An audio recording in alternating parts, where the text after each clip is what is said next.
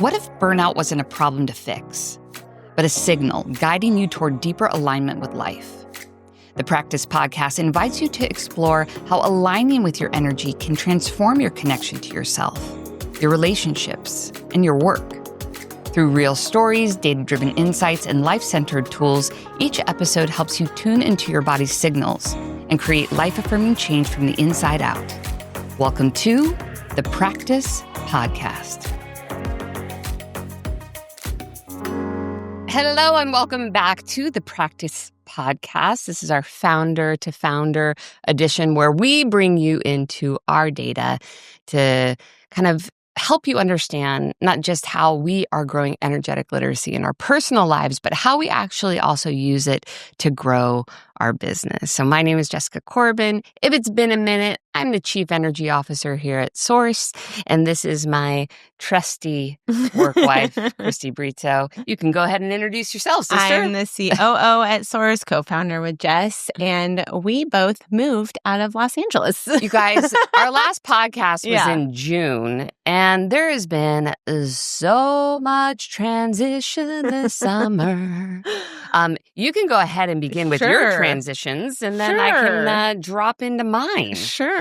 Well, the first big transition is we have officially been in Boise, Idaho. Boise, not Boise. Oh. I know. It's really hard. Do people correct you? They don't, because I practiced before I moved. Okay. A lot. Okay. But we were at a comedy show in Boise, and it was funny because the comedian, we don't use it in any other sentence. Like, the car is red, is so it's difficult to use, but it really matters. Boise.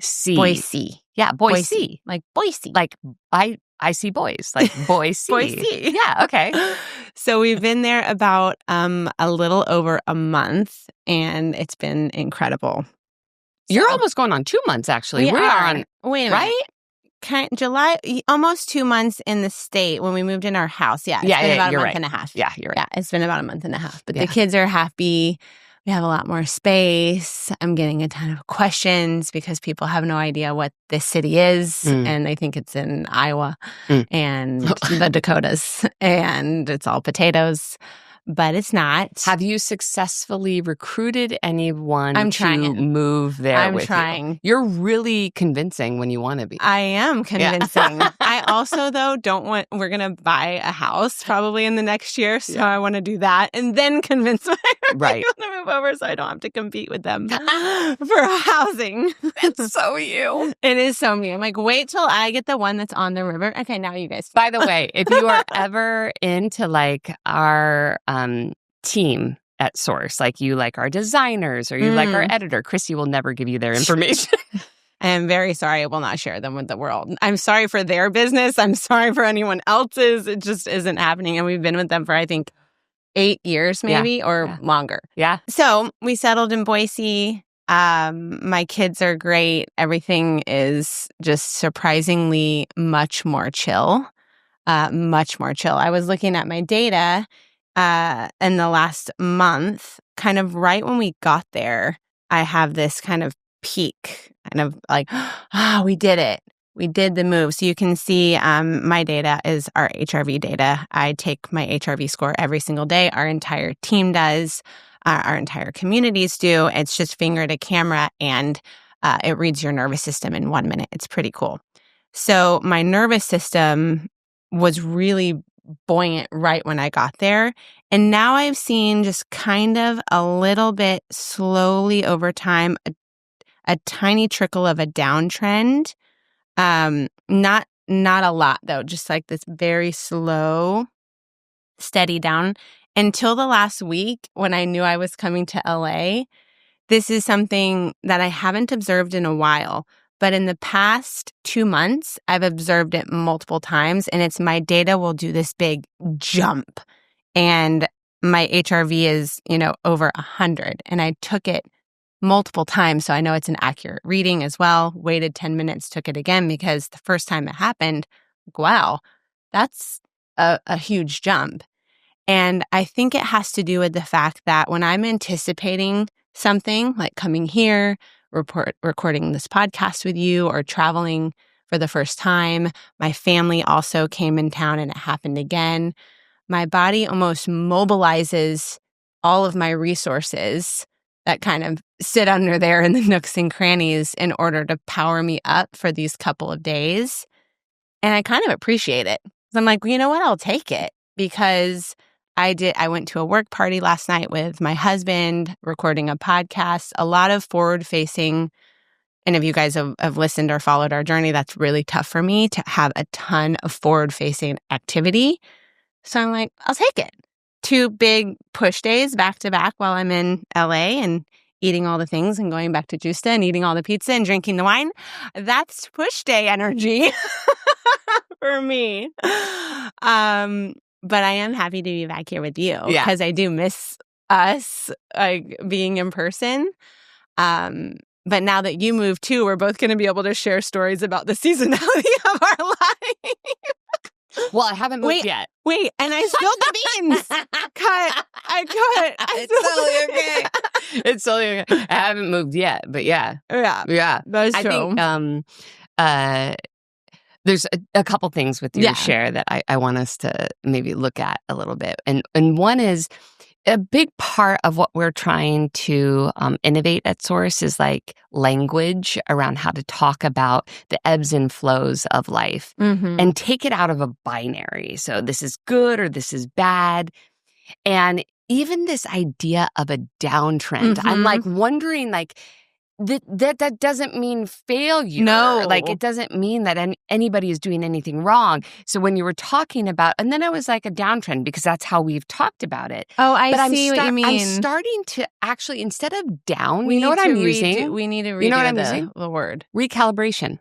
Oh. I'm starting to use recalibration instead of down, because I think that's a bit of what's happening. Yeah, up, down, left, right, good, bad, on, off, red, green. Yeah, I don't know if it will always make sense. I think sometimes there is, in fact, room to say this is a downtrend, because yes, it's not going up. It's not staying the same. But if we can start to weave even more descriptive language into what's happening, it can get, I would say, a little bit of what anybody would have judgment around kind of out. Yeah. And recalibration also, it's like purposeful. It's necessary. Like, in June, you had giant output. I mean, June was crazy for us, because we also launched a brand new 90-minute workshop. We had a live event here at Moss. The summer cohort of the practice prep. Yeah. It was huge. Yeah. I mean, we are always building the plane while in flight. Yeah. Always. And you layer on some moves on top of that. Okay. So big output, and then you get to this serene setting. When I'm looking at Kristi now in our Zoom calls, there's like these trees behind her. There's an aura. There's a glow. And there's a stillness in your spirit. It's true. And maybe some people would go, oh, she must just be like, her baseline must be just rising. Maybe your system has safety enough to integrate and recalibrate and nourish, and something is happening in a little bit more of that deep level for these moments when it's like, okay, let's get on a plane, let's have the family come in, let's.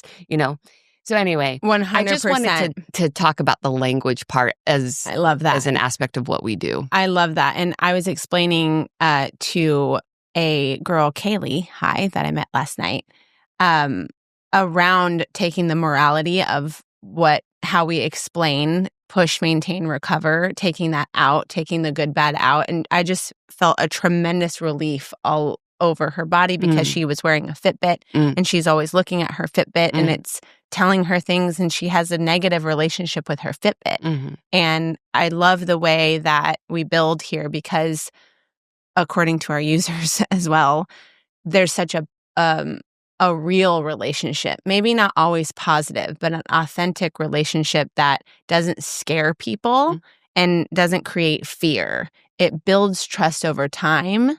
And that is something that I'm just really proud of. So I do like that. Plus, my system was recalibrating. That's a more accurate word than just down. It's recalibrating into a new space. My kids weren't having as easy of a time adjusting as I thought.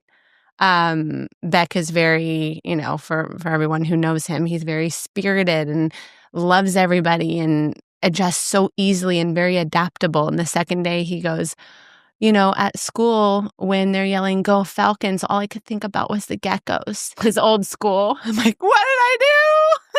He's even having a hard time. Now he's totally fine. It's just been 1 week. It just took him like 1 week. And he's back to himself. But me and my daughter are having quite a bit of rough seas. So even though I'm in this very kind of serene place, and I can feel the energy that is LA that I love. I really love it. It's like drinking a nice cup of coffee. It gets you going. I was at Juicy this morning, and I'm just like, this is the best food. Yeah. And I'm going to Abbott Kinney, and it just feels so good. Yeah. There, it doesn't feel like that at all. It feels just kind of sipping iced tea and a light breeze. But I have been going through, a stormy period with my daughter that's ongoing, and that's affected my system. So yeah, it's been a recalibration month. I'm really glad you said that word because that's how it's feeling. I will be really interested to see later, after the honeymoon phase of my move is gone, kind of how my baseline does in a new environment, and that just takes time. Totally. And then how the winters affect baseline. You know what I mean? Maybe mine's going to just go like... we don't even know. I don't even know if I like winter as an adult. We don't even know. I haven't been in winter as an adult. Yeah. So it's going to be fascinating. I know. To watch. Maybe I'm going to hate it now that I've said it out loud. Maybe I'm going to love it. I have no idea. I'm going to get a true fall with leaves. That's going to be fun. I know. It's like when you really live in a place that experiences seasonality, how does that, affect your overall nervous system I can't health? wait to talk about that. I know. The seasonality of kind of everything we do. Right. Everything we do. Yeah. Even the practice. This is our flagship leadership community. And kind of the way that our membership is created is that once a season, we're running the cohorts, and just how thematically what we're all going through and talking about is just really interesting to see. So I do kind of like this idea. I'll close it out with the summer closing because my husband's just kayaking and boating and this and fishing, and it's just oh my gosh. We got a hobbyist. We've got a hobbyist, a lobbyist, everything is, whatever is. That I kind of want to close in. Okay. And then when I said that, my mom goes, "Well, they're skiing and sledding." I'm like, oh shit. Yeah. There's winter hobbies for sure. So yeah, I'm watching it. I'm curious. I'm happy. I'm so excited for where we are in the company. The piece that you're feeling even over Zoom is, I think, where we're anchored right now at SORCE.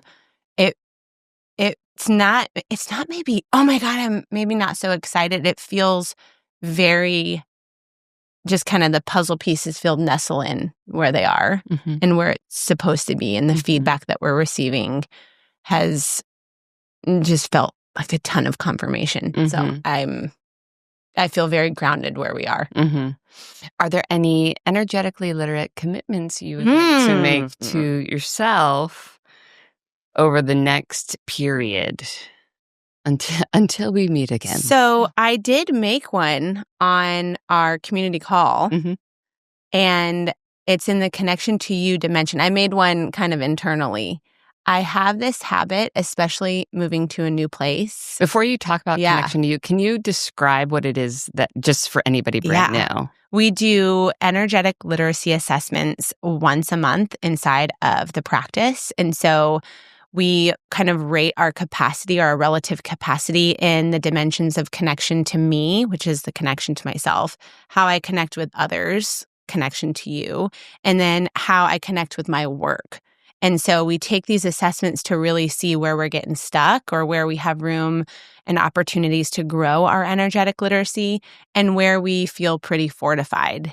And right now, kind of consistently, I'm pretty fortified in the connection to me category because I've been doing this for a long time. I think for many of, if you are one of our members, probably, if you first start your journey, that's probably where most people start. I'm feeling pretty fortified there. And now I'm in this connection to you, which is how I relate to others, which has been kind of a consistent challenge for me because I'm really good in my own spaces.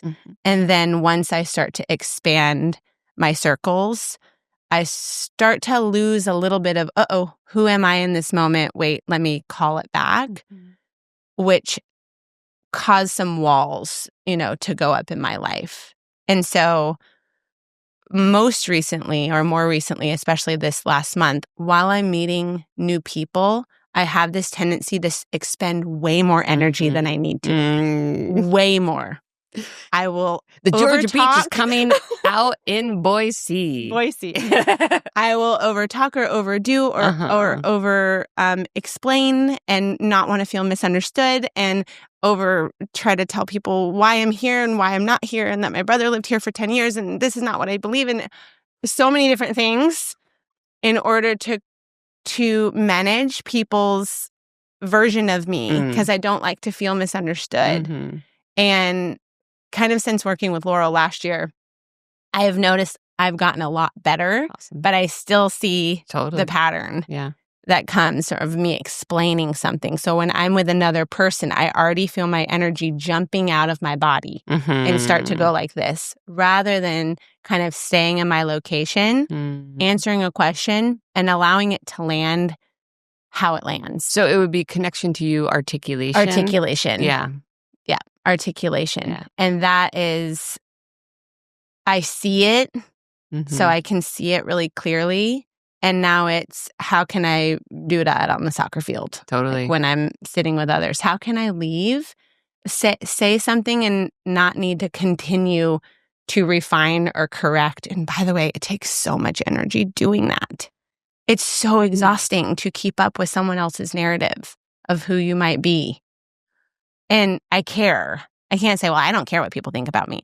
That's not really true. I don't for one dimension of my life, but I really want people to know my heart's in the right spot. So I tend to overtell them rather than just allow them to experience me and cultivate that trust over time. Because I think one thing that we can just pause and plant a little bit more deeply for you, for me, for anybody that's listening, is that when you are in right relationship to self, you telegraph trust. That's so important. It's so important because I haven't always felt like that. Of course. Because I haven't always been in right relationship with self. Well, so therefore I needed to control kind of everything because I hadn't been living in a very truthful spot. And then that shows. It wasn't safe for a very, very, very, very, very long time, millennia. That's true. That we weren't safe to live from our truth. Yeah. As women. It's true. That's true. We weren't.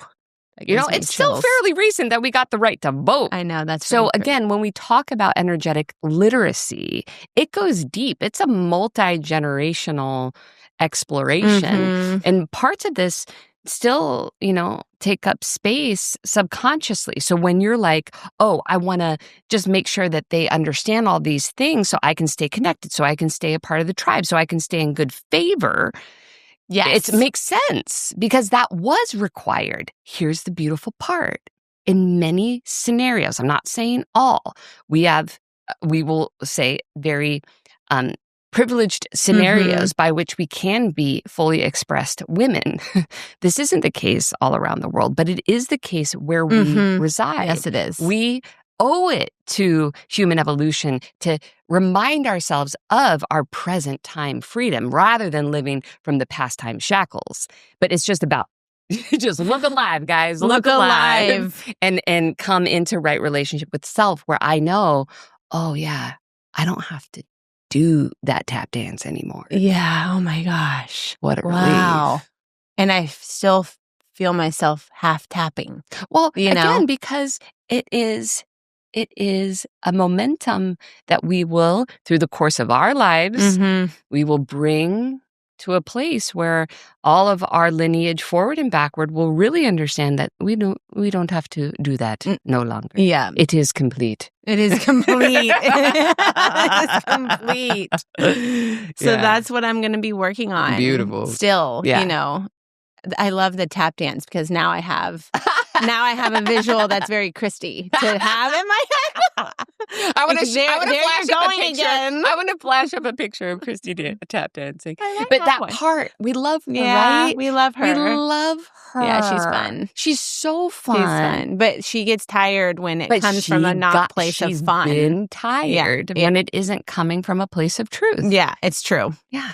It's true. Yeah. So that's where I'm still sitting. And it hit me on the community call when we were reviewing the assessments again. And I went, oh, it's that one. Yeah. It's definitely that one. Yeah. It'll be a continued, refinement, but that's what I'm going to do. So in my interactions, I'm going to remind myself of the tap dance. And what really helps me is kind of squeezing my legs. Oh. Yeah, this is weird. I'll squeeze the side of my legs to pull me back into kind of a present moment because I'm out. I'm kind of out there. Yeah. And if I kind of give myself a little squeeze. Little squeeze. Yeah. A little massage. Yeah. It goes, you're here. Okay. You're here. And it reminds me that I can kind of keep my feet on the ground and not jump out. Love it. So. Well done. Yeah. So my last couple months of data has been interesting as well. June was very intense, although I want to say right out of the gate, all the intensity that I have experienced, I'm handling it pretty good, just in terms of looking at the stability of my nervous system. And maybe I shouldn't even say good. I am handling it. Period. I've noticed that too on the other side. Okay, cool. I'm like, why is she not frazzled? You don't feel frantic or frazzled or at the end of your rope. I think if I was to speak into maybe why, is that I'm also pretty surrendered. There is I think I am handling it because I am in a constant place of that serenity prayer, of really understanding how much I can do and then what I have to let go. Like there's so much in this process of stewarding something forward that I don't have control over. And as long as I understand what I can do in this moment and then feel into when I'm getting excessive, then I will be able to handle it. Yes. But I got to watch that as long as I'm, again, in my body and I'm paying attention to my body whispers, because I've been in relationship to my information where I can really feel when I'm kind of over revving. Like on one of our last podcasts when we got into a upset, when we got into a little fight, it was because I was excessive in wasn't only because of, but yeah, I mean, but there was an excessiveness that was draining, and it led to me having a shorter fuse. As long as I can like pay attention to that edge where I'm about to go excessive in my efforts here, and I can feel it. It's a flavor, it's a feeling. If I can just honor that and then release whatever control is trying to take hold, then I'm going to be, okay. Although it is a bit of a trust fall. Living and building in this way is a trust fall. But I think building from a controlling way is also a trust fall. It's just you've convinced yourself that you're not in a trust fall. It's more familiar to the mind because of how, centuries have gone. Because nothing is guaranteed. It's true. So your inner posture, anyway, this is why building according to living systems. And let me get back to my data, and then I'll get to a little bit of the business piece that I've been seeing emerging for us. So there was a lot of challenge. My system was handling it pretty well, or handling it, period. And then I went on a yacht trip to Croatia, which honestly, travel brings up a lot of emotion for me. It always has. Christy has witnessed me. When I travel, I get extremely emotional or anxious. Your version of anxious. A lot of it is because I feel like I have a very sensitive system. When I travel and I don't have access to my food or my bed or my time zone, like my system is cranky. And then I don't enjoy it. And then I feel like I'm going to ruin people's good time. Yes, and then that's what it is. Ruining people's good time is like the worst feeling for me. You feeling like you're a buzzkill because of your routineness. Because I don't have as big. My husband, if you ever meet him, he has the widest bumper lanes you've ever seen. Like he can go hard in the paint on the weird, funky, horrible food. He can drink excessively, and he can still be like, A-okay. I know. Like if I all of a sudden just don't eat organic for one meal, I am just screwed. Like for a day. Yeah. So anyway, so traveling brings up a lot for me. But I was going on this cool yacht trip, and there was a lot of incredible people and a lot of, I would say, living systems regenerative thinkers. On this boat, I was both inspired and intimidated. I found myself in observer mode because I was shy, because the caliber of minds was just off the chain. And I'm really needing to find a bit more of my voice in those circles. And I didn't want to just speak, but I really didn't know how I could contribute when you have such sophisticated hearts and minds. I'm still feeling my way through that. It didn't register too heavy on my nervous system that trip. I actually, again, handled it.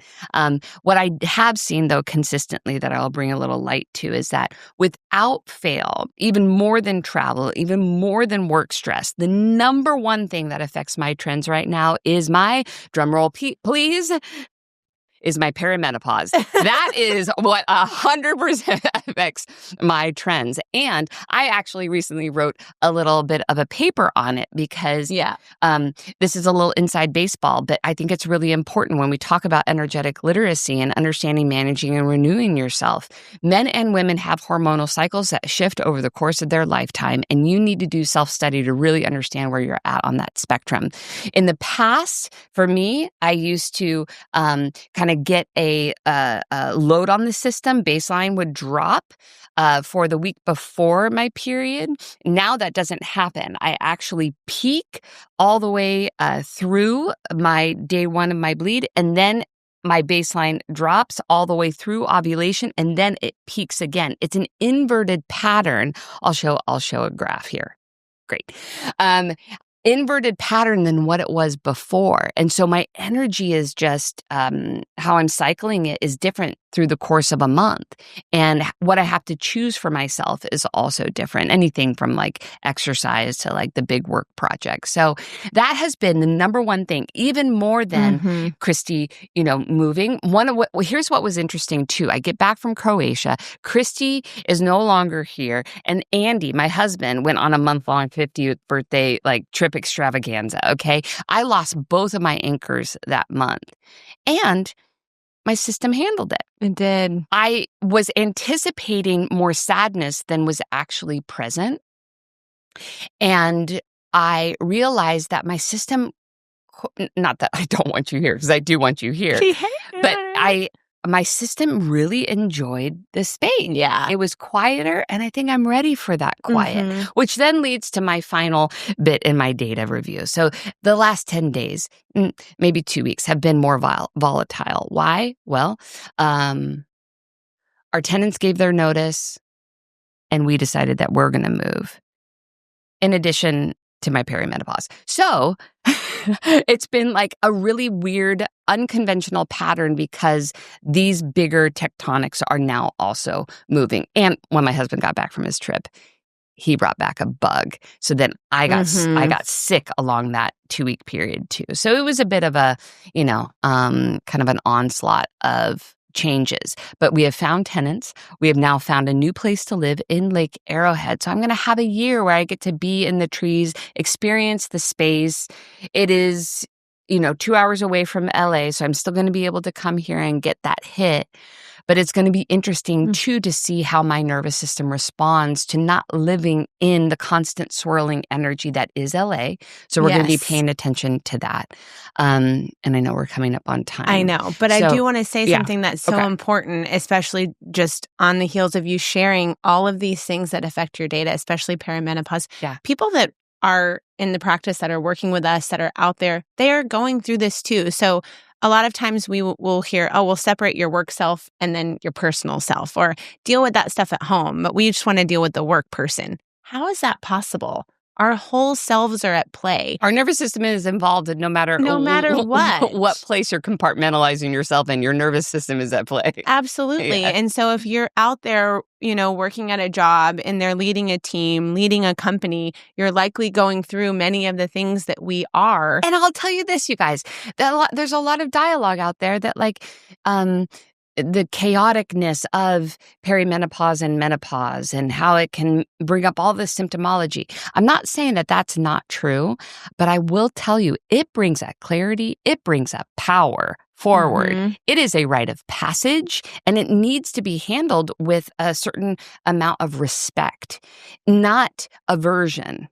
So how even I'm seeing some of the messaging around it, I think it is a fucking privilege. I can't wait for menopause, maybe to be on the other side of menopause. The wisdom that comes through as we age, as women, is very real. And it feels amazing to come into that clarity, to release the tap dancing, to not have the energy to tap dance. So you just have to stand in your authority. Yep. What a gift. That's everything that I came into this life for. So 100%. I just wanted to also plant any seeds with anybody that's struggling with it, that there's something really beautiful in the process. There's something being redefined and reborn and definitely recalibrated, but for your arrival, for your full self-realization. I think that needs a solo pod because since we've been bringing up this topic, though, a lot of people, we see it in our community. Can you write more about that? Where is the article? That's me. That's me. Mm-hmm. These women are at work, a very high caliber and high performing positions, and dealing with these internal changes. And how can we, support in a way that's really truthful and unlock more capacity while going through something like this? Totally. So I think it's really worth exploring more. Yeah. I think it's a part of why you and I are here. You don't see, again, many female technical co-founders being as revealed, but it is important for anybody out there, and the men, to also understand how